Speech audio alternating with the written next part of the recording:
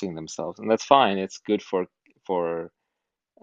social networking, for forming community and forming bonds, but it's not great for learning. And I'm much more into learning most of the time. Look, I live for that great conversation, that great dinner party conversation where you connect with the other person, you say something interesting, and they say something interesting, and you build on that, and they build on it, and you learn something. Those to me are really incredible conversations.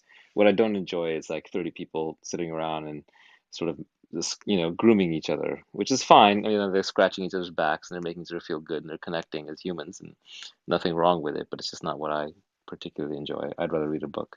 But I'm a loner, I'm an introvert. I'm just an introvert who can perform in public, oddly enough. But there's more than one of me out there. There's other people who enjoy that. So when you come on Clubhouse, do you feel like you need a lot of time afterward to recharge? Yes, like afterwards I go read a book or, just do yoga or meditate or go to sleep. Like this is well, look, there's a classic definition of extrovert and introvert, right? Which everyone's used to. Extroverts being people who gain their energy in public and introverts being people who spend their energy in public and regain it in private. And I don't know what the correct actual delineation is, but that one strikes me as incorrect and too shallow because I'm definitely an introvert under some circumstances, but I'm also an extreme extrovert in other circumstances. So, and I know other people like that. So I think I can gain energy in the correct environment. Maybe it just comes down to play. Anything you're having fun in is not exhausting. Anything you are not having fun in is suffering, right? Look at all the people who go to work and work hard all day and they hate it and they come back and they're exhausted, but yet they can jump into a video game and immerse themselves into a video game. And on an objective basis, a difficult video game is just as much work as quote unquote real work, but yet it's not exhausting because there's no suffering in the video game. The stakes are low. You don't feel stressed about how things are going to go. You don't feel, you don't care much about the outcome. So you can let go. And when you let go and you don't care about the outcome, you don't suffer as much. So I think the extrovert introvert delineation is probably too shallow. It's too neat. It's like Myers-Briggs, there's 16 kinds of people, or astrology, there's 12 kinds of horoscopes. It just doesn't begin to capture the combinatorics of human DNA. There's 7 billion people on the earth. You'll never find any two who are vaguely similar. You won't be able to substitute anybody for anybody. So in that sense, yes, everyone is a unique snowflake, much more than a snowflake, actually. More like the most intricate jewel ever designed through DNA, which is actually, technically speaking, a crystal because it doesn't actually break down as it transfers through generations. It survives pure and replicates purely. So DNA is kind of a crystal, an analogy. And Anyway, so I don't buy the extrovert introvert thing. I just think in environments where you are not suffering, where you're enjoying yourself, you will maintain or gain energy. And environments where you are not enjoying yourself, where the stakes are too high, you're too self-obsessed, you care too much about the outcome, and there's too much stress, and there are too many unknowns, then you will lose energy. And I think a person can gain or lose energy both in an extroverted and an introverted mode. What environment do you feel like brings out the extrovert in you, Naval? I just have to, for me, I have to get bored of being an introvert because I do that a lot all day, and I just have to have someone interesting to talk to. As long as the conversation is interesting, it'll persist. And sometimes people are interesting just by the nature of who they are, sometimes by the nature of the questions they ask, sometimes by the nature of the answers they give and the thoughts they have. Like floating around the audience. Like the Bram Cohen's in here, super interesting guy, very, very brilliant. I can take him in small doses because he's too smart Oh my sometimes. Um, he's a very cerebral character, but he doesn't talk much. But when he does, he has something interesting to say. So people like that, really juice me up. Recently, I've been getting a lot back into physics, which was my childhood obsession, but I never really pursued it all the way. So I've done a few Clubhouse with Brett Hall, who you might have run across, and he's a teacher of physics and also a popularizer of it. And I found him through his podcast, which was explaining David Deutsch's work in quantum mechanics and his writings from the beginning, a book called The Beginning of Infinity that I really love.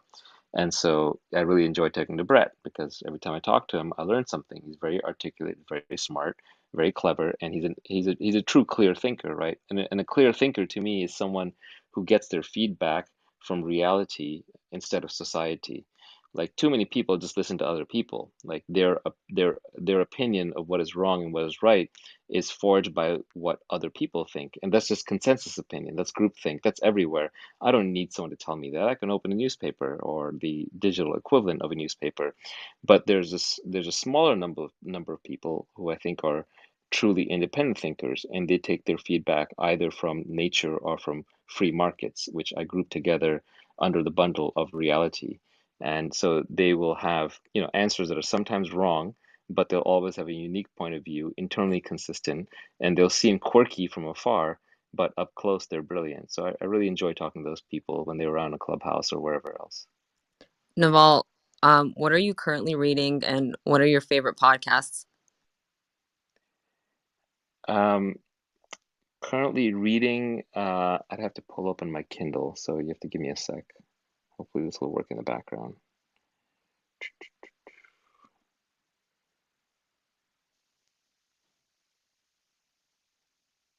So, I mean, the short answer is there's a book called The Beginning of Infinity, and there's a counterpart to it called The Fabric of Reality, both by physicist David Deutsch, but he's also not just a physicist, he's also done a lot of work on the philosophy of knowledge, the theory of knowledge, and that goes by the fancy word of epistemology. So I've been reading and rereading his books and trying to learn more about them because I think he's brilliant and has some really amazing insights. So, by just sheer hours, the most time has been spent on those books. I also have a book called Scientific Freedom, which is kind of about how you do high quality scientific research. Something Deeply Hidden, which is a book on the many universes theory by Sean Carroll. I've got a book called The Great Way. It's a Taoist book, I think. There is no anti-mimetic division, a sci-fi novel that I just finished. The Disappearance of the Universe. Energy and Civilization, When Money Dies. I got a lot of books. I mean, it's kind of nonsense. I could just go through them all day, but I don't have a particular book that I really read all the time, other than I would say the David Deutsch works, which I'm kind of currently obsessed with. But I've got dozens of other books that I'm reading. It's almost not useful for me to go through them because what will happen is someone in the audience will be like, "Oh, I should read the same books Naval is reading," and they go read them, and then they'll end up on some Naval recommended list. But the reality is 80% of them are not very good, and there's only a few that I could actually unequivocally recommend. So I would unequivocally recommend David Deutsch's books.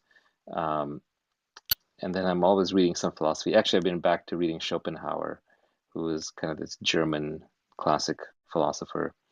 Really, really interesting guy. When Money Dies sounds really interesting. What's Yeah, that about?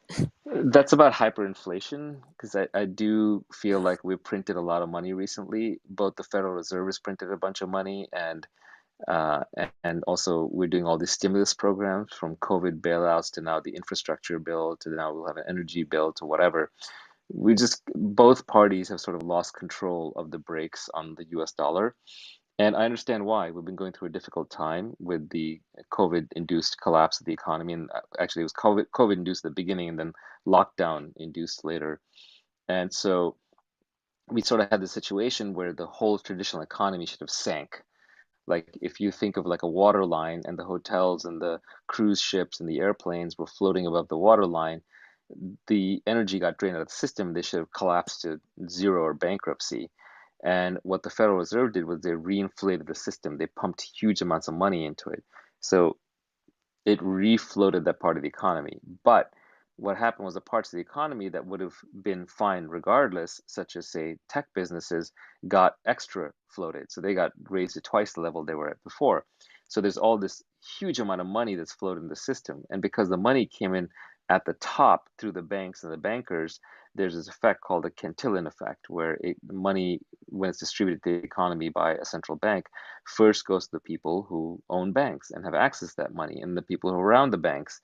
So the things that end up inflating are assets, not necessarily CPI goods. So real estate has shot up in desirable markets, or has levitated in markets where it should not be levitating. You see stock prices are way up, crypto is way up. It's a hard asset. Gold is way up. So we're just pumping huge amounts of money into the economy. And it's a pretty difficult experiment. part of the reason we get away with it is because 70% of all US dollars are held by foreigners. So when we print money, a lot of the dilution is borne by foreigners. We have that exorbitant privilege of the reserve currency. Another thing that happens is that the inflation that should happen is masked by technology. Technology is inherently deflative. It should make savers richer. It should make the average citizen much better off, but it doesn't because the government prints enough money to counteract it and get us back to 2% inflation. And then the production of goods in China and India is also deflationary. Like if you're in India and China and you're producing things, you're making them cheaper and cheaper, you're making Western society richer because you can buy the same product for less. So a combination of technology and globalization, um, as well as COVID should are deflationary forces, but we've pumped in huge amounts of money. I mean, unprecedentedly massive amounts of money. And so those are fighting for reflation and it's showing up in assets across the board. So anything that is an asset is going way up in value. So there's no good historical analog to this. But when people think of hyperinflation or inflation, they think about Weimar Republic Germany. And When Money Dies is a book that talks about that. So probably the first third of the book talks about the Weimar Republic hyperinflation. And it's kind of a historical story, well told. And the most interesting piece that I read was when it was describing what the first few years of the inflationary regime look like. And the interesting thing is they look like a good old normal fashion bubble where lots of people were getting rich and people were very hopeful about the future. And it wasn't showing up in the core CPI stats around milk and eggs and food and that kind of thing, and everybody thought it was a new normal. And the stock market went nuts, and investors went nuts, and people were just throwing money around left and right. And it sounds a lot like the environment we have today. So if someone is pessimistic and believes that the inflationary trends will outdo the deflationary trends, then we are at the classic beginning of a death of money stage. And by money in this case, I mean the US dollar. Speaking of Wow. money, Naval, people are sending me money because of this conversation. I keep getting notifications. Um, I got the monetization feature, so I assuming they just like what you're saying. Yeah, I, I haven't gotten any money, so I'm not getting tipped here at all. you're Well, not did getting you? any tips? Naval, you guys, everyone, Naval really needs your money. So if you Yeah, could please cash yeah, app Naval. I don't, yeah, Wait, speaking of which, that's okay. Naval, Any money you want to send me, send to Nicole and Leah instead. thank you. Thank you. Well, okay, so Naval, talking about crypto, what's your take on BitClout? Because I know you haven't yet claimed your profile, and I am curious to know what you think about the space or Rally IO as well. Yeah, I'm not going to comment on the specific projects because I don't want to be endorsing or hurting a specific project. I will say that the whole space is really fascinating. I do believe that social media will decentralize. I do believe that it will go onto at least partially onto a blockchain component. I do think it'll probably look more like BitClout than like Rally because Rally is decoupled from the underlying social network, and I think it has to be bundled into the social network. I don't know if BitClout is necessarily the right answer, but I'm kind of taking a wait and see attitude towards it because to for someone like me to move on to a social platform is like it's not a high risk maneuver. I mean, I can do 10 of them. It's no problem. It's just, it's weird. Now that I'm followed by so many people, I'm always sending a signal no matter what I do, whether I like it or not. I hit like on a tweet, it's a signal, and people start over-interpreting it. So I don't want to be the Pied Piper leading people to the wrong destination, so to speak. There's some responsibility involved there. So I want to make sure it's the proper network done in the right way. Yeah, but BitCloud is an absolutely fascinating environment thing. I mean, I personally think what I would like to see from BitCloud is I would like to see a way for people to sell their BitCloud, not just buy BitCloud, before it sort of goes mainstream. I would like to see the source code open sourced, so that there are multiple nodes running. I would like to see um, I'd like to see some of the security issues, involved improved. Like you shouldn't be putting your private key into a random website to log in. I don't think that's very secure. But I think it is very promising in that it has this beautiful Twitter-like interface. The people on there seem very well behaved. The creator coin mechanic, yeah, I know on the one hand, it's like people get really bent out of shape, like how dare you use my image, to promote your site. But like you look at Yelp or Glassdoor, they listed tons of companies when they launched, right? And so it's kind of accepted within internet circles that, yeah, if something is public domain information, you kind of use it to accelerate your early launch. It's like some web pages getting pissed off that Google crawled them. All right, fine. But that's just the nature of being on the web, the nature of being a public persona. Um, but I'd like to see them fix and address a few things before I would kind of characterize it as sort of the leading effort. But it is very promising. There are parts of it that are well done, and I think there are a bunch more coming. So the most interesting thing about something like a BitCloud, assuming they open source the code, when I look at these decentralized social networks, I think there's four things that they do that uh, um, the centralized social networks don't do. First, they're permanent. You can't really be banned from them. You might be banned from BitClout.com, but you're not going to be banned from the BitClout blockchain. Hopefully, over time, when they're open source, somebody else will create a new client and you can pop up on that. So the blockchain itself is immutable. You can't be removed from it. The second is that payments are built in. So money is a native part of the whole system. You don't need Stripe's or Visa or PayPal's permission to do transactions, and you can do microtransactions, macrotransactions, you do weird stuff like buying and selling creator coins. Uh, then there's peer governance. When done right on decentralized social networks, the network itself is the governor. People vote with their coin, and so you don't have Mark Zuckerberg or Jack Dorsey in charge. The most interesting piece, though, the most interesting piece is that they're permissionlessly programmable. So anyone can come in and take the code and extend it, program to it, write to it, read from it. And because the user data is secured by private keys and each user is responsible for securing their own data, you don't have the same issue that Facebook would if they opened up, where Facebook can't give everyone access to their database because then a bunch of spammers would come in and take over. But uh, yeah, someone building a decentralized social network like BitClout can. So I think the most interesting things will start happening when they sort of open up their code and other people start programming around it.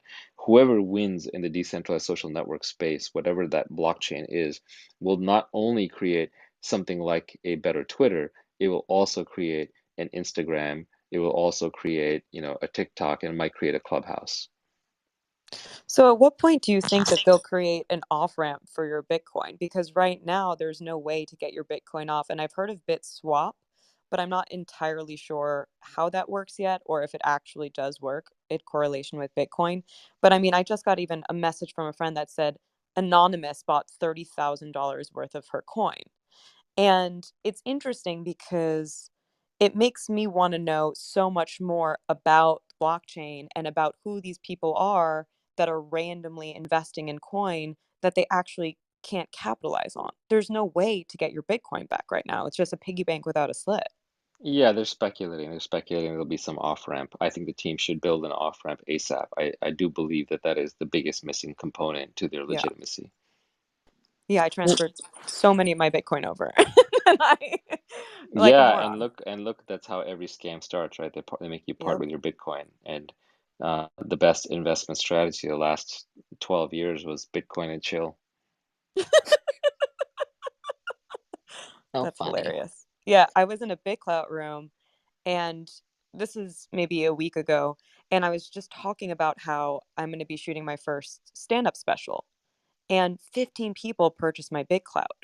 And so the real time investment was mind-blowing to me because that's not really how the world works in this moment, but in the decentralized community it does. Well, but right now, there's no promise that a holder of your BitClout gets something special for holding BitClout, right? So over time, Right. what you'd have to do is you have to cut them in a piece of your ad revenues, or to give them like a special newsletter or special stand-up or special access, right? So hopefully over time, the value of anything, any coin associated with you would be realized through special privileges available through that coin, right? And I think this is kind of the beauty of NFTs.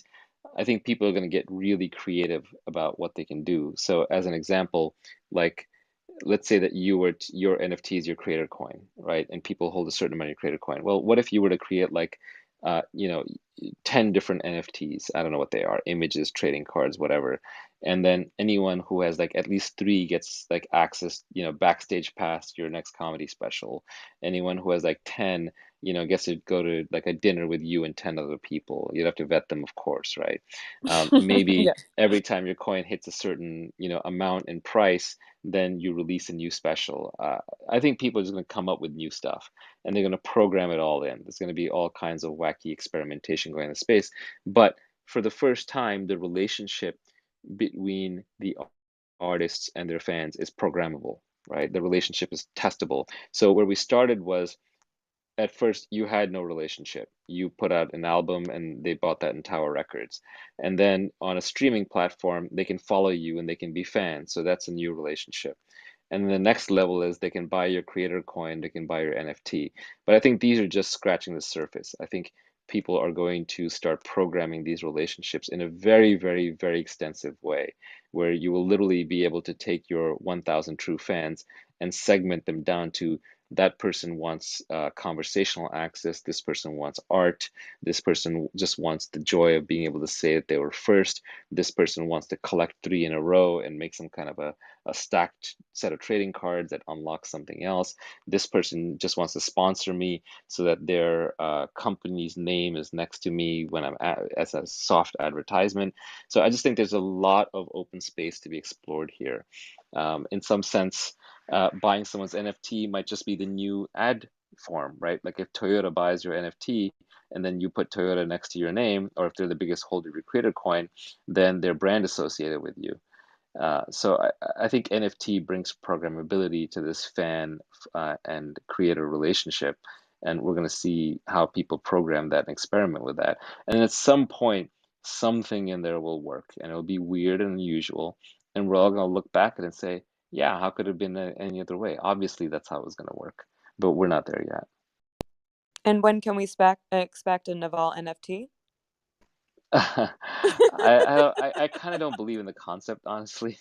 Like this, Really? so. Well, in the sense that like I don't buy any NFTs myself. I think they're great. People should do them. I'm not taking anything away from them, but like I'm not I don't have that collector gene. So to me, they're very academic, and I would never sell anything that I wouldn't buy. Mm. So kind of just violates first principles. Yeah, I've heard you say that. Have you always been a night owl, Naval? Yeah, I've always been an idol. Same. Do you feel like you're more creative and smarter at nights, or you just like staying up when no one else is awake? Yeah, that's when you get your privacy, right? I think exceptional people are built in solitude, and I just enjoy my time reading, meditating, doing yoga, um, just just catching up on work. It's easiest when everybody else has gone to bed. No one's gonna bother you. I know Yeah, some that's people do when they wake up really early, the so-called larks versus the owls, and I envy them because it's nice to have sunlight. But actually, when I'm up and the day is up and the sun is out, I just want to get outside. It's just too nice. yeah, I feel the same exact way. I want to ask you about happiness because I know so many people are suffering with that. I think I once was it you? I heard you say that you like tried antidepressants for a little bit and then you got off, but you weren't depressed, right? Well, I was going through a period. It's a long time ago now. I gotta stretch back in memory. I was going through a temporary period. I knew it was temporary. I knew it wouldn't last.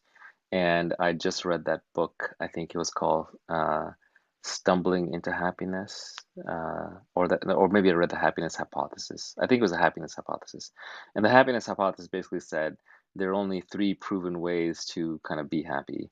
And I forget exactly what all of them were. I think one of them was cognitive behavioral therapy.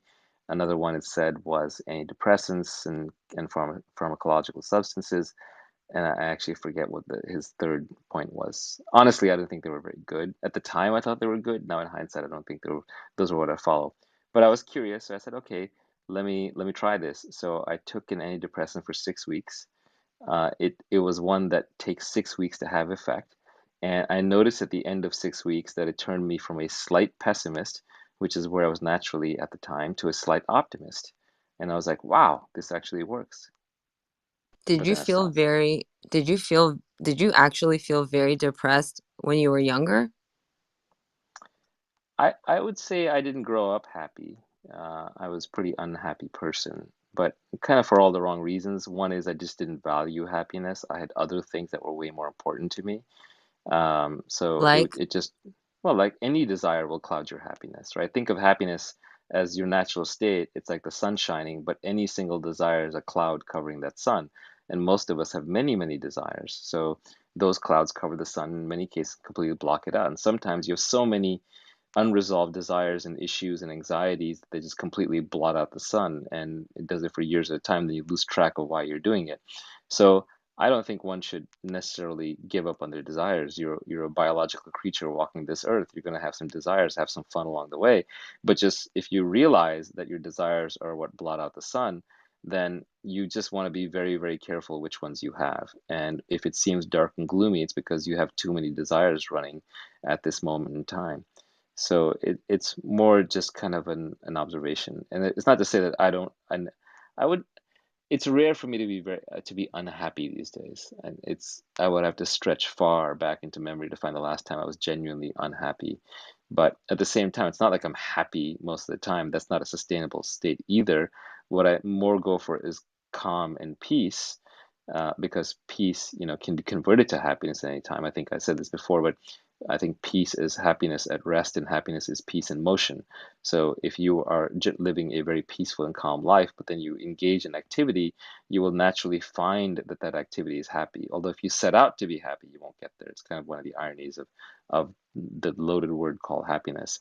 But I think peace is the real deal, and I definitely think you can find it, and you can find it just by observing when you are and you aren't at peace. But the most important thing is just to value it. If you value it, you'll find it. If you don't value it, that's fine too. It's just because you're valuing something else. You're valuing career success, or you're valuing finding a mate. Those are actually the two most common: money and the opposite sex, survival and replication. Those are the two biggest clouds that cover our natural innate happiness. One way you can see that we're meant to be naturally happy is just watch little kids, right? Little kids running around are naturally happy. If a yeah, child is not happy, you say, "What's wrong?" Right? On the other hand, if you see an adult who's very happy, you say, "What's up?" Which is basically asking, "What's wrong?" Right? So it's our expectation that children should be happy, but it's our adults that adults should not. The yeah, expectations adults should not. And why yeah, is that? Because puberty is the beginning of desire. You can see children when they go from being happy little go-lucky play, kids who are playing with whatever's there in front of them in the moment, to suddenly they hit puberty, and then they discover desire. And it's the most basic desire, the desire to replicate, the desire to find the opposite sex. And then, of course, in our society, even though these kids are biological adults at the age of 9, 10, 11, we imprison them, because we don't trust them. Modern society is more dangerous. You can go get somebody pregnant, and that's not acceptable. You could kill somebody, that's not acceptable. You could die by doing too many drugs, it's not acceptable. So the teenagers are biological adults who actually are held as prisoner in homes by parents. And the parents become these reluctant wardens, and the teenagers now are sullen against them because 5,000 years ago, 14-year-old would have been out fighting a war and maybe raising a family. Uh, and that's just not how modern society is designed. So we have to hold these children captive against their own will, and we throw them into this false game, this fake made up royal pageantry of high school where there's popular kids and unpopular kids, and they just play the stupid false game. But deep down, they know it's a meaningless false game, and so they end up pretty depressed because they're not actually living out their biological urges. So there's kind of this transition from being naturally happy to being naturally unhappy with suppressed desires, where you're socially programmed all day long. And I think in some ways, getting older and and wanting to be happy is sort of rediscovering your original childlike innocent state. But now, a child is happy through ignorance. They don't have to worry about where they're going to sleep or how food's going to get on the table or anything like that. Uh, and a middle-aged person is kind of unhappy because they know too much. They're like, shit, I got to work for everything. I got to make everything work, or it's going to fall through the cracks. And, and I have no safety net. I am the safety net. And then an older person who's closer to death goes back to being happy like a child, but they do it through wisdom because they realize actually it doesn't matter. I'm just going to die anyway at the end, and this all goes to zero. So all of these treasures that I was accumulating, whether they were mental or emotional or physical, they're all going to disappear anyway. So I think Right. that wisdom is a return to innocence, but by way of knowledge rather than through ignorance. Have you tweeted that yet, Naval? Because I think it's time if you haven't. Well, the problem with Twitter is like everything is out of context, right? So you get attacked over everything, which is why I like Clubhouse better sometimes. In Oh fact, my the only God. time I get attacked because of Clubhouse when someone take excerpt something unfairly and then tweets it and then somebody else attacks it as being Well, stupid. Twitter's That's ex the biggest loser move ever, by the way. But I wanted to ask you, going back to finding a mate, did you did you find that getting married made you significantly happier? I've always been in, committed relationships as far as I can remember. That's just kind of how I'm hardwired. Um, did getting married make me significantly happier? I, I think like when you're a single person, you just waste an enormous amount of time. And you're always like hanging out in environments that you normally wouldn't choose, like certain parties or certain dinners or maybe even social institutions. You do a lot of things to just meet the opposite sex in kind of a sublimated sex drive, and you don't really acknowledge that's what you're doing. Whereas when you get married, like all that time frees up, right? Like you can literally free up 5 hours a day as a young male by being married. On the other hand, marriage itself takes effort, and having children takes a lot of effort.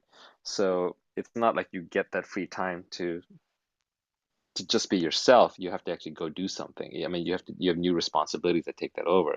I think, look, marriage is a vehicle ultimately for having children, right? So I know there are people who kind of get married and don't plan on having kids, but I would question whether marriage is the best route, because no matter who you're with, they could be the most interesting, attractive, perfect person in the world.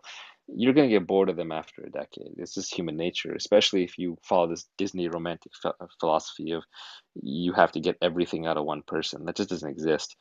We have multiple friends, right, for our intellectual endeavors. So I think that uh, ultimately the point of marriage, at least the biological point of marriage and the historical point of marriage, is to have children. And what is the point of children? Well, you're here because you're children, so it's a self-fulfilling tautology. But also, I think children give you the unique opportunity to genuinely love something more than you love yourself. And I think that is really important for being happy, because the moment you love something more than you love yourself, you're no longer self-obsessed. You're no longer thinking about yourself all the time. And the source of misery is thinking about yourself all the time. It's being overly, involved with self. Like people who are depressed, they shoot themselves in the head, because that's the thing that won't shut up. A depressed person's mind is talking to them too much, not too little. It's a Zen monk whose mind is relatively blank, and so you have to find something bigger than you in life eventually. And if you don't, you'll blow yourself up. Maybe not physically and literally, but probably mentally. And so that could be children, that could be God, that could be a cause, that could be some personal spirituality, that could be some movement, it could be some circle, it could just be the 20 cats that live in your apartment and you love them to death. But whatever the heck it is, you got to love something more than you love yourself, because if you don't, you'll blow your brains out. That's so true. My most miserable friends are always thinking about themselves, and the world revolves around them. Um, and and then you also find that people who dedicate their life to service are are not depressed at all. Like you'll never see someone working in a soup kitchen, Yeah. serving I, homeless people. I want to be very careful here, though, because I do know people who are very hedonistic and very happy. Hmm. And I do know people who are like committed themselves to feel good, look good service and are very unhappy. So it's not quite perfect that way, right? Like it's not the case that the person in the soup kitchen is automatically going to be happy. I would say if the person who's in the soup kitchen working there to help people, they genuinely, deeply want to help people. They're not Oh, there for right. the social credit. They're not there to be seen. They're not there to be happy. They're not there that somebody will notice, oh my God, you're making a sacrifice in the soup kitchen. You're so good. Then I think they have a shot. But I think the person in the soup kitchen who's hoping that they will be seen and stand out, they're needing validation from the outside and they're trying to fulfill that through working in the soup kitchen, they're going to be miserable. The same way, someone who may be self-obsessed and hedonistic, but they kind of don't have expectations out of society sort of approving of what they're doing, that person is free and may actually end up very happy. So I think we have to be very, very careful anytime that our notions of what is good for the individual line up with what is good for society. If you see like, oh, that person's behavior is good for society, usually it's actually bad for that individual. In fact, the whole point of social programming is to say to somebody, hey, I know you want to do X, but you got to do Y because X is selfish and Y is good for society. But anytime you see that something lines up very neatly where something looks like it's good for the individual and good for society, it's probably not true. Wow. Are you familiar with Johan Hari? No, I don't know who that is. Um, he was actually on Rogan, I think once or twice, but he talks about this too, and he made that exact distinction where if you're doing something and there is intrinsic motivation, uh, you're you're likely to be happier than if there's extrinsic motivation, meaning you're doing it to please society for approval, things like that. So yeah, I didn't make that distinction, and it's a very important one. So, Naval, what kind of meditation do you practice? I just sit there with my eyes closed and back straight and try to do it for an hour a day, but these days I've been doing more 40 or 50 minutes per day. So, It's do you have a, it's Yeah, it's oh, a it's, no effort thing. You just kind of let your mm. mind do whatever it's going to do. You don't push it in either direction. You don't push it to be more thoughtful or more quiet. You don't pursue thoughts, but you don't shut them down either. You're kind of just hanging out. Do you have a special space that you go to? No, I mean, I have a room, but it's not like some holy room with incense and There's no actually that's shrine? well, I'm in that room right now and it's all candle lit and fireplace lit, but that's just because I like the lighting. There's no magic to it. There's no woo magic to it. Look, if meditation is real, uh, if it is real, uh, it should be doable by anybody anywhere because it's literally the art of doing nothing. Any creature can do nothing. It's like the most basic thing, just do nothing. And anyone should be able to do it and should be able to do it in any place at any time. If you need a special mandala or a special cushion or a special sarong or that's not real. That's just human man-made usual bullshit. Um, if something is truly universal, then it is available to all human beings at all times in all places. Yeah, I heard you say multiple times that you could do it in like a doctor's office or anywhere as long as you're not like consuming information or anything like that. And that really Yeah, helped it me. has to be a quiet, yeah, it has to be a quiet place. And I think you want your back straight so you don't fall asleep. That's just purely practical. But you can do it in an Uber, you can do it in a subway train. I don't recommend it necessarily. I think the best meditation is one where you're not distracted. So even in my little room, I'll use earplugs and I'll close the curtains just so I'm not like broken out of it. Because I do find if I sit in one spot long enough, I go in deeper. And so, do you feel like your meditation helps alleviate suffering? Or I know that you're saying that you don't feel a lot of suffering these days, but do you think it was because of your meditation practice? Um, Meditation is very hard to talk about because real meditation only happens when your mind is not there. So almost by definition, you can't analyze it and experience and articulate it and can't convey it. So, it's like sex. Like if you want to know what it's like, you got to do it. There's just no way around it. Oh There's my there's God. no amount of yeah, there's no amount of description I can give you that will come close to the real deal. So you just have to do it. But uh, I can try and sell it to you, and I think it's worth trying to sell to people because I did find it useful, and I think there are other people who find it useful. The way I would sell it to you is I would say like there is your physical body, your actual physical body, that you exercise and you take care of it through diet, nutrition, and working out. And there is your mental body, which is your brain, and you take care of that by, stuffing it with knowledge, and maybe you hurt it by stuffing it with drugs or alcohol. And then there is your spiritual body. And I would define your spiritual body as just whatever remains when you remove your physical and your mental. So it's just it's defined by negation, not by addition. And there is something there, like for example, the raw consciousness, the raw awareness that you have, where of just all events happening to you at all times, that observer, that is not really physical. It's been the same since the day you were born, and it's not really mental in that you don't feel the same, like thoughts arise and fall within that awareness. And so that thing is kind of like the spiritual body. Now, how do you take care of the spiritual body? We know how to take care of the physical body, the mental body, but how do you take care of the spiritual body? Well, the physical body in modern times needs more movement than it gets. Modern times, we're pretty lazy, we're privileged, we have a lot of automation mechanism at our disposal. So we are the physical body is understimulated. So go exercise, go stimulate it. The stomach is overstimulated. We eat too much, we drink too much. So you fast to take care of that.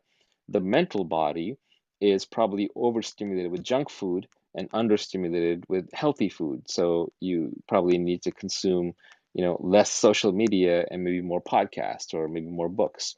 Well, what do you do for the spiritual body? The spiritual body is completely covered up. You lost touch with it because modern society is so full of choices and distractions that we're just always amusing ourselves. We're amusing ourselves to death, as I forget, was it David Foster Wallace who said that? So you want to give that a chance to emerge. And right now, I would argue that most people are spiritually obese. And I mean like 300-pound obese. I don't mean like 180-pound obese. And that means that their true self, which they've lost connection with their subconscious, is buried under layers and layers of non-inspection. Every time you walk through life, all day long, things are happening and you're interpreting them. And some you're interpreting as positive, and many you're interpreting as negative. Someone said something that stung you, or you lost money in a transaction, or some deal fell through, or you're gaining weight, feel good about it. Whatever the heck it is, all these things are accumulating in your mind. And you're so busy as a creature because you're drowning yourself in socialization. Uh, so you've lost track of all the problems that you have. And there's a few problems that are top of mind, whatever the most important problem today is running through your head. But there's all these other problems you've lost track of that are now piled up like a big garbage pile in your brain that are just sitting there. And so you have no peace. Any moment that you solve any problem, the next one just shows up. It's been waiting for its turn. And even when you think you have no problems, there's just this persistent, non-specific anxiety that you have because of all these unresolved issues. It's like an inbox of emails or WhatsApp messages or text messages that's hundreds deep and just sitting there and you haven't read them. And so it's just creating this recurrent anxiety inside of you and you don't know where it comes from. And at the very least, meditation is a self-therapy where you just sit there and you listen to yourself until you either resolve all of these issues or you get so tired of them that you flush the whole thing, select all and delete, and then you can start with a clean slate. And then you can kind of recover your spiritual body, which is just awareness. That's all it is. But awareness is kind of always peaceful. It's the mode that little children live in. They live mostly in awareness with the occasional thought, as opposed to adults who live entirely in thought with just the occasional glimpse of awareness. So I think meditation is a way of going from being spiritually obese to being spiritually fit. And it's like trying to describe to an unfit person what being fit feels like.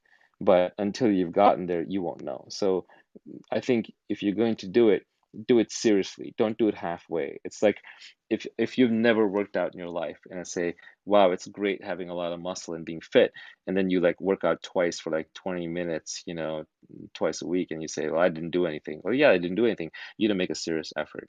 So if you're going to do it, be serious about it. Yeah, I practice creative visualization by Shakti Gawain, and I try to meditate 20 minutes in the morning and 20 minutes at night. But I feel such a difference if I do not meditate the second half of the day because it feels like a full reset for my body. And of course, it reconnects me to my spiritual practice, which feels like the utmost of importance. I'm watching right now as people are coming out of lockdown, a bunch of my friends who I would say are miserable or suffering, constantly reaching for power or status or success and unable to live in the present. And a lot of them don't meditate, which is fine. It's none of my business how they live their lives. Um, but I do find that there's a difference speaking to people of who meditates and who doesn't meditate. I feel that feels spiritually like you can sense who does and who doesn't. I don't know if that even makes sense, but I think there's this distinction that we make in society between spiritual and successful. Just like we make a distinction between smart and happy. Like if you're smart, you're supposed to signal it by not being happy, by showing how much you know about the world and all the things that can go wrong, and that's how you signal your intelligence. The same way, like we say, oh, if you're going to be spiritual, then you don't care about success. And I think all that is nonsense. I mean, you can do whatever you want. You can be spiritual and you can be successful. You can be spiritual and you can be ambitious. It's just when you are, well, spiritual is a terrible word. I don't want to use it. I just want to say it's self-aware. You can absolutely go after what you want. Just be more self-aware about it, and it'll be a lot easier because you'll be explicit about what you want, and then you can put aside the things that you don't want. So you're not pursuing 10,000 things at once. You're just pursuing the thing you care about. And when you're not happy, you know why you're not happy. It's because I care about this other thing more. And I've made a contract with myself. I'm not going to be happy until I get it. And so let me just go get it. And maybe at some point you'll decide, actually, it's more important to be happy and I don't need to go get it. So I think spiritual and successful can be in one. I think happy and smart can be in one. These are false dichotomies that we put ourselves into. Naval, was it you that said you don't need mentors, you need action, something like that, some variation of that? Yeah, I think there's a lot of this thing that goes on Twitter and Clubhouse and whatever, where people are listening to so-called gurus, and maybe I'm supposed to be one of them, but I'm not, by the way. No robes, no collection plate, nothing to give you. Um, I think people are sort of waiting for someone else to transform their life. No one's going to change your life. You just got to take action. Like mentorship is so overrated. Um, yes, you can take inspiration from other people, but guidance, you're living your own very unique life. You're on your own unique timeline with your own unique DNA, having your own unique experiences. It's very hard for somebody else to step in and do that. And certainly pick up mentors along the way and use them however is useful to you, but waiting for them is a mistake. Every successful person I know has an action bias, almost to a fault. When they think of something, there's a very short interval before you find them just doing it. And they're okay with failing.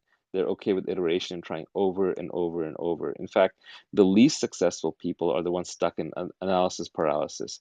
Either they're cynical, like that'll never work, or they're like, I'm still looking for the right thing, or I'm looking for the right partner, I'm looking for the right place, or I'm looking for the right time. There's no such thing. If you want to do it, just do it. That's the only way to be successful in life. You just move, move, move, move, move, iterate, iterate, iterate. The biggest mentor, the biggest teacher is reality. It's the environment giving you feedback. And how are you going to interact with your greatest mentor, which is reality, if you're just sitting around waiting for some monkey to show up and be your mentor? Look, Naval, everyone who's successful can't really articulate how they got there anyway. It's just a kind of an after the fact anecdotal story which won't match your circumstances. that's so true. But, yet we all still want to be around you and listen to you. But on Look, that note, I wouldn't listen to me. I wouldn't. I don't know why you're here. I wouldn't listen to me. Like I don't show up in Clubhouse, listen to some other person talk about their life and take inspiration from that. Go get it yourself.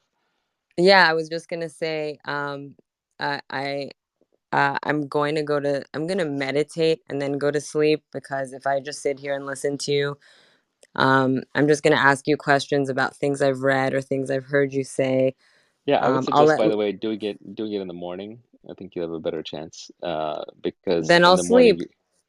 yeah, in the Or nighttime, what'll happen if you meditate, you'll fall asleep. In the morning, in theory, you're well rested and refreshed, and you can stay awake because meditation is the art of doing nothing while you are wide awake. Because if you do nothing while you're lying at an angle, or if it's late in the evening, you'll just fall asleep, and you won't really get meditation. You'll get kind of this dreamy state where you're going in and out of dreams, which can be really fun, but it's not the same thing. yeah, will that give me the psychedelic experience that you were talking about earlier? Yeah, I mean, on meditation, you can have full-blown psychedelic experiences as intense as any psychedelic you care to do. Oh my God, how long do I need to do this for? Uh, I think it depends on the person. Everyone's brain chemistry is different. All I can say is, like, for me, after meditating for about a year to a year and a half, probably about an hour a day on average, I could induce them on demand. Oh my God, But I'm so but but jealous. But actually, you shouldn't be because, like anything, it gets boring. If you can do anything too much too easily, it gets boring. After a while in meditation, what you realize the objective is not to have blissful experiences. There is no real objective, but it's not the thing you're going to crave and keep doing. But again, Right. words about meditation are nonsense. You're trying to describe something that's beyond the mind. So even the parts of it that I can describe to you aren't the real thing. So if Yeah. psychedelic trips during your meditation isn't exciting you, what is exciting you, Naval? Look, look, everything is exciting. It's your perspective, right? Like it's complete. Like the reality is perfectly neutral. It's just a bunch of stuff happening. Like imagine for a moment you didn't exist and you were just watching everything around you as a movie, but you didn't exist. You were just an observer and you were watching your friends and family and your coworkers go through this movie. You wouldn't care about anything. This is all just lights and sounds and colors. Interpretation, meaning is assigned by the observer. It's not inherent in the medium. So it's up to you to make things exciting. I originally did not find life exciting. That was my fault because I had a bad philosophy about life. And then over time, I realized actually I only have this one life. So I gotta find meaning in it. I gotta find excitement in it. Otherwise, I'm just gonna go through a miserable life. And then as I started accepting that, I also started noticing, thanks to meditation and other, learnings, the inherent beauty in everything. You can watch a smoke trail come out of a cup of tea and or you can watch dust particles dancing in a sunbeam, and it's as beautiful as anything humans have ever designed. You've just lost track of it. You can ponder, the vastness of the universe or the minute microbial, gut bacteria that live inside of you in their own little civilization, and it's just completely fascinating. It's just we've blocked all these things out. We've lost all this perspective. Um, so, I mean, it's your choice whether to be optimistic or pessimistic. It's your choice whether to be grateful or resentful. It's your choice whether to be truthful or dishonest. It's your choice how you want to live your life. And at some point, you just decide. Like one of my friends, Charlie Knowles, he had this great tweet where he said, at the end of the day, you have to believe that either everything is a miracle or nothing is. And that's your choice. Like, and I choose to believe everything is miraculous. Not necessarily in the sense that there's some white bearded dude in the sky who made everything up, but it is pretty freaking amazing, isn't it? When you kind of contemplate how big the universe is, how unlikely you are, how complex of a machine you are, how many things that you have around you and inside you that you just take for granted. It's mind-blowing beyond comprehension. Not all of human civilization sitting down with pencil and paper couldn't redesign even one tree or one person. So we're already blessed with so much. It's just we lose perspective. And I think most of that loss of perspective comes from being over socialized because I then you totally crave agree. stupid things like Lamborghinis and fame. Oh, that's so LA Naval. And I just want to say, I'm going to go to sleep for real this time. You are the man. You're incredible. I think that I want people like you to be famous. I want my kids I don't have kids yet, but I want my kids growing up listening to people like you. I know you're so humble and you don't think that, but growing up in LA and seeing the difference between what we grew up thinking, was y- I don't know. We grew up thinking like we wanted to be famous and we were playing status games, and you don't do that, and you're after what's Well, really no, important. I'm obviously playing some kind of status game or I wouldn't Oh, even it's be a here, little bit of an right? ego game. It's a Yeah, little bit it's of an obviously still there. If I really Yeah, didn't I'm care, I but wouldn't be here, that's right? well, yeah, but that's a void that we all have. I mean, that I think that's just a basic human need to connect with other people. When I'm alone for long periods of time, I come on this app too. I start rooms like I totally get that, but I have to say it while I'm on this quote unquote stage. But you're the best. Thank you so much for doing this. I Thank know I'll you. see you again. I know you don't schedule interviews. I'm gonna interview you again You're the best. Good night, Naval. Awesome. Thank you. Good night. Hello, Naval. Uh-oh, I'm cornered. I know. This is when it turns into Clubhouse After Dark. Maybe 5 minutes, Leah. Then I gotta go. Maybe less, honestly. I mean, I also would like to go to bed. I'm wondering what your thoughts are on the Dear Moon project. I have no idea what that is. Oh boy. Okay, so this Yusaku Maezawa is financing a SpaceX Starship, a private space flight going around the world. Um, it's around the world, around the moon, and he's taking 8 civilians and 2 crew members, and they're leaving in 2024. Which I have a friend who's in the applicant process right now, and he's made it through a couple of rounds, and now he's kind of waiting to hear about the next rounds. But I'm so curious to know what your thoughts are on space travel, whether you think that, oh, hilarious, I just got a payment. Thank you to whoever just sent that. That's very nice of you. Yeah, what your thoughts are on space travel, not just around the moon, but in going to Mars. Yeah, I think it's kind of sad as a human species that we have not yet left the planet. And I think some of that was just due to bad philosophy, as David Deutsch talks about historically, where we didn't have Enlightenment style values and innovation and scientific method and all that. It would be great if we were an interstellar species. So I completely support that. I think what Elon and teams like his are doing are fantastic. So in that sense, I support the Dear Moon project. I just wouldn't want to be the first colonist on the moon or Mars because I like air and water, right? Yes. These are staples that I'm pretty used to, and I'm kind of lazy that way. I don't view myself as a survivalist, but I think it's great that other people will do it. There'll be people who will, go out there as fans. There are people who will go out there as tourists, people who go out there as survivalists, people who go there as capitalists. And it's all good because that's going to move the state of the art forward so that our children's children's children will be living in, interstellar colonies. That can't come fast enough. It's a great future. I wish I'll be around to see it, but I doubt it. You don't think that we'll be able to upload our consciousness to new bodies by then? I think the actual pace of advancement, if you look at it in medical sciences, is so disgustingly slow that I think it'll take a minor miracle to do too much. Like there are some true miracles in modern medicine, like for example, vaccines, antibiotics, dentistry, LASIK. These are like real advancements. But at the same time, like there's a whole bunch of things that we just haven't solved. We can't even figure out the basics in diet, for example. We can't agree on whether cholesterol, is a symptom or a cause, or in fact, most biomarkers are symptoms or causes. I don't think we understand the human body well at all. The fact that surgery even exists, and God bless surgeons, but the fact that like they cure your cancer by literally cutting that body part out just tells you we have a long ways to go. And there's a future society that will look back on that and say, wow, that was pretty barbaric. That was like bloodletting, but it's just all we had at the time. And then we don't have serious anti-aging research, nor do we have serious anti-aging compounds in development. There's a few companies starting to do it now, but uh, to the extent that we get any extra years, they're tacked on at the end. So, instead of living to be 80, you live to be 90. But sort of that middle phase where you actually want to live, your 20s and 30s, right? We're not getting any more of those. So I'm not that hopeful about it. Nor do I want my consciousness uploaded forever to a device. It raises all kinds of philosophical issues of first, is that really you? Second, do you really want to exist forever? Third, if they can upload my consciousness to a device, then there's nothing to stop them from replicating that consciousness and creating a million copies of me.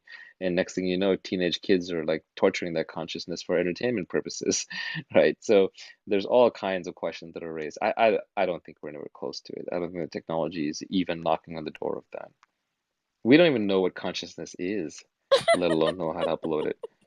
Okay, so there are a couple of problems before we get there. Naval, can you start making a concentrated effort to work toward this or Well, I'm passionate about fundamental physics because I'm a failed physicist originally, and I think physics and breakthroughs in physics create entire industries and technologies that push the human race forward.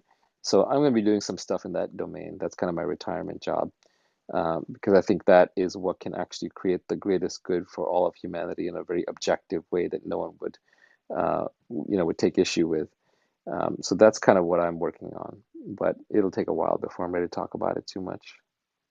And how does it feel knowing that you sold 1,200 copies of The Beginning of Infinity in this session alone? Well, the book's been sold. I know I didn't because the book's been sold out for quite a while since I All started right. podcasting about it. Brett Hall and I did some podcasts on it, not sold out everywhere. But it's an amazing book. It's the first three chapters, though, that are on epistemology that are really worth understanding. It's not I would read that book like you read a mathematics textbook. Like after each page, stop and make sure you actually understand it and think through it and talk about it and sketch it or go listen to podcasts about it or debate it with your friends. Because it's a philosophy, it's a way of thinking that I think, if absorbed, will actually literally make you smarter. But those first three chapters are not an easy read, and anyone who says who got through them in a few days or even a week or a month probably haven't done it justice. So I'll have to read every page at least 25 times, is what you're saying. Which is completely fine. Like when your brain hurts from reading a book, it's the equivalent of you're in the gym and you're exercising and your arms are hurting or your legs are hurting. So you just start with lighter weights and you do it over and over and over until you figure it out. So even when I was reading The Beginning of Infinity, there are chapters in there where I would get really confused, like the ones that are multiversed and quantum physics and some of those pieces, and those are more for physics geeks. Like you don't need to get to that part. I think the epistemology, the theory of knowledge pieces in the beginning are more general purpose. And then weirdly enough, he has some stuff on politics and art and beauty at the end, which are also pretty interesting and very accessible. But uh, you don't have to necessarily think you're going to get it all in one pass. It's okay to read it 10 or 20 times. And this is how I encountered Brett Hall. He goes on Twitter by the name Talk Teacher, TOK Teacher. And he has this long podcast series, both on YouTube and on regular podcasts, where he goes through every single chapter in the beginning of Infinity and he explains it in a different way from his perspective. And he's very articulate and he's a very good teacher and he gives good examples. So there are other people out there that you can learn from. And then actually my current podcast is basically dedicated to the beginning of Infinity. And let us say amen. Okay, final question. Are you ready, Naval? Sure. Okay. Okay. I loved what you posted on your Instagram the other day. It was a swipe through, and this one says, work as hard as you can, even though who you work with and what you work on are more important than how hard you work. And I'm wondering if there are specific people and specific projects that you find to be more important than how hard you worked on them. Yeah, the general observation. So there's three legs of the stool to building anything. There's hard work, which is commonly acknowledged and recognized. And then there's the team, the people that you work with, and then of course there's what you choose to work on. It's historically, if you go way, way back in human history, how hard you worked was probably the most important thing. Like you're cutting down a tree, whether you spend 2 hours or 4 hours or 8 hours on it, you get 2 hours or 4 hours or 8 hours worth of output in terms of logs of wood gathered. So in human history, we were very linear workers. In modern history, we're incredibly leveraged workers. So you can do something and then you create a piece of content and it gets spread over social media and it gets replicated a million times. Or you make an investment and your 1 minute of investment decision making effort is multiplied by $100,000 because that's what you've allocated. Or you create a piece of code or you ask someone to go do something else and then two people are doing what you asked them to do. So because of leverage, the impact of your decisions is far, far, far greater in modern society. But we're not evolved for this. We still think in terms of hard work, like, oh, it's going to take 10 hours a day, 15 hours a day. Well, look at Elon Musk or Warren Buffett. These guys are not working any harder than your corner grocery store owner or the person like delivering your UPS packages, but they're far more successful. So it is much more about doing the right thing. And then you also have to do it with the right people because we're very collaborative creatures. So if I had to actually order them, I would say first make sure you're doing the right thing. That's the most important. And spend whatever time it takes to develop the judgment and get the feedback and the conviction to make sure you're starting the right thing. But at the same time, don't get locked into analysis paralysis. Very often, the way to figure out the right thing is by doing the wrong thing over and over. So do lots of the wrong things, but iterate. After every time you get it wrong, stop, reflect, take feedback from nature, not from other people, because that's the wrong form of feedback. Take feedback from free markets and from nature because that's reality. Those are the representatives of reality.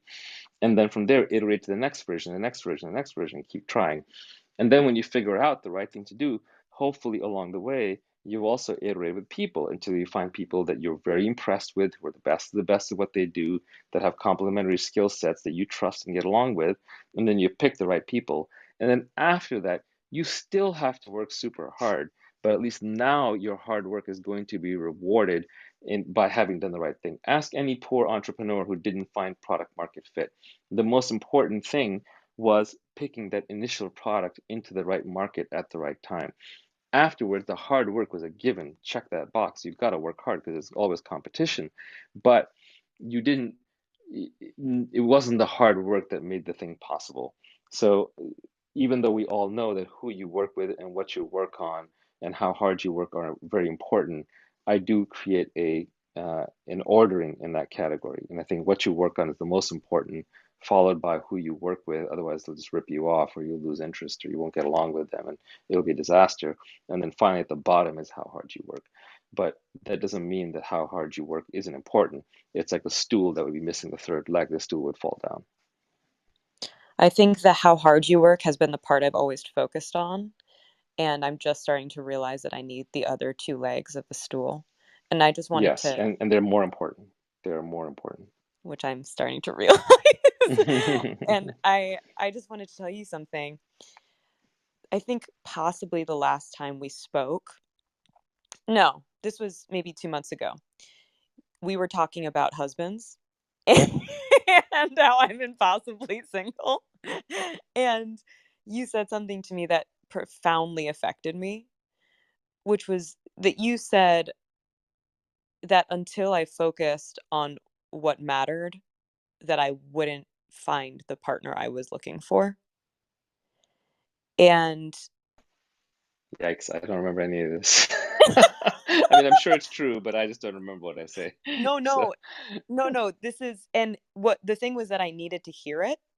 And whether or not you actually sent the message you meant to send versus I heard what I needed to hear, I am so grateful to you because I just pushed so much further and harder on my work in a way that I hadn't before, and I got laser focused on it. And I just had several offers from different people to finance my first special. And I'm just very grateful to you. So, oh, that's awesome. Congratulations. Thank you. Thank you for remembering. That's fantastic.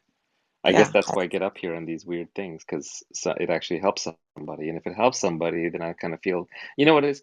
Like if you can help somebody by doing something and it takes you very little effort, then you're almost obligated to do it. You're right. You're on this earth with a very unique set of DNA, and I'm not actually doing anything. I'm just regurgitating something I read somewhere or some observation I made. It's just kind of passing through me. So if it can be useful to you and you give me feedback that it's useful to you, then I stay on. It's like on Twitter, there's always the haters who let you know how much they hate what you're doing. But there's also often this person who'll come up and very innocently say, "Hey, thank you. You know, something you said made a big difference." So then I'm like, okay, well, then I shouldn't stop. And so that's good. So I'm glad I was helpful. You know, other people were helpful to me.